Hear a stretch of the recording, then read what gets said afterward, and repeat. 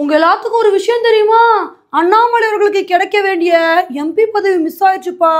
திரும்பவும் பாஜக அண்ணாமலை அவர்களை ஒதுக்கி வச்சுட்டாங்க. இப்படிதாங்க ஊடகங்கள் உருட்டிட்டு வந்துட்டு இருக்காங்க. இன்னைக்கு நம்ம வீடியோல இதை பத்தி தான் பார்க்க போறோம். அண்ணாமலை அவர்களை தலைவர் பொறுப்புல இருந்து மாத்தினாதான் மாத்தினாங்க. அப்ப இருந்து ஊடகங்களுக்கு என்ன வேலை தெரியுமா? அண்ணாமலை அவர்களுக்கு அடுத்து என்ன பொறுப்பு கிடைக்க போகுது, அடுத்து அவருக்கு என்ன பதவி கொடுக்க போறாங்க அப்படின்னு இவங்களா இல்யூஷன்ல நியூஸை கிரியேட் பண்ணி போட ஆரம்பிச்சிடுறாங்க. அப்படிதான் கொஞ்ச நாளைக்கு முன்னாடி ஒரு நியூஸை போட்டிருந்தாங்க. அண்ணாமலை அவர்களுக்கு ஆந்திரால எம்பி பதவி கொடுத்துட்டு அதுக்கப்புறம் அவரை மத்திய அமைச்சராக்க போறாங்க.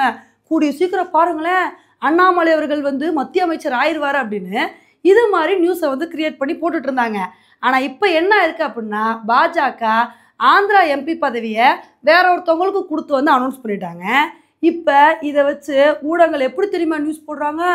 அண்ணாமலை அவர்களுக்கு எம்பி பதவி மிஸ் ஆயிடுச்சுங்க, அண்ணாமலை அவர்களுக்கு எம்பி பதவி கொடுக்குறேன்னு சொல்லிட்டு கொடுக்காம விட்டுட்டாங்க, பாவம் அண்ணாமலை அவர்களை ஒதுக்கி வச்சுட்டாங்க அப்படின்னு இது மாதிரி இஷ்டத்துக்கு நியூஸை போட்டுட்டு வந்துட்டு இருக்காங்க. உண்மையில இதெல்லாம் பார்க்கும்போது ஊடகங்கள் எந்த லட்சணத்தில் நியூஸ் போடுறாங்கன்னே தெரிலங்க. யாராவது சொன்னாங்களா? பாஜகவை சேர்ந்த பெரிய தலைவர்கள் யாராவது அண்ணாமலை அவர்களுக்கு எம்பி பதவி கொடுக்க போகிறோம், அவரை மத்திய அமைச்சர் ஆக்க போகிறோம் அப்படின்னு யாராவது அஃபிஷியலாக கன்ஃபார்ம் பண்ணாங்களா? யாருமே எதுவுமே சொல்லலை.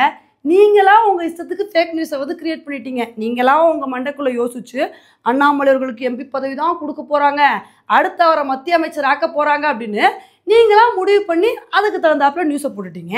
அந்த விஷயம் நடக்கலைன்னொடனே உடனே என்ன பண்ணிட்டீங்க? எப்படியாவது இந்த நியூஸை திருப்பி விடணுமே, அதனால இந்த நியூஸை அப்படியே அண்ணாமலைக்கு நெகட்டிவாக திருப்பி விட்டுருவோம். அண்ணாமலைக்கு பாஜக எம்பி பதவி கொடுக்காம விட்டாங்க, எம்பி பதவி மிஸ் ஆயிடுச்சு, வழக்கம் போல் பாஜக அண்ணாமலையை ஒதுக்கி வச்சுட்டாங்கன்னு சொல்லி நம்ம பாட்டுக்கு இஷ்டத்துக்கு நியூஸை மாற்றி போடுவோன்னு அப்படியே இந்த விஷயத்தில் பிளேட்டை மாற்றி போட்டிங்க பார்த்தீங்களா? உண்மையிலே பிளேட்டை எப்படி மாற்றி போடுறதுன்னு ஊடகங்கள் கிட்ட தாங்க கற்றுக்கணும்.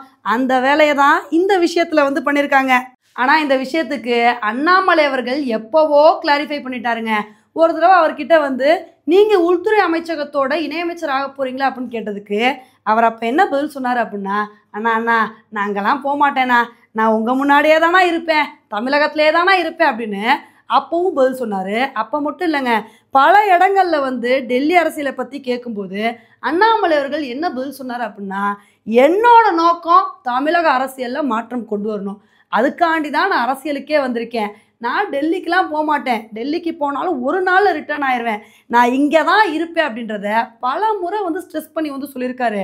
அப்படி இருக்கும்போது ஊடகங்கள் இஷ்டத்துக்கு அண்ணாமலை விட்டால் வேறு கண்டென்ட் இல்லையே, அவரே எல்லா விஷயத்தையும் டைரெக்டாக சொல்லிடுறாரு, இருந்தாலும் நம்ம டைரெக்டாக நியூஸ் போட முடியுமா?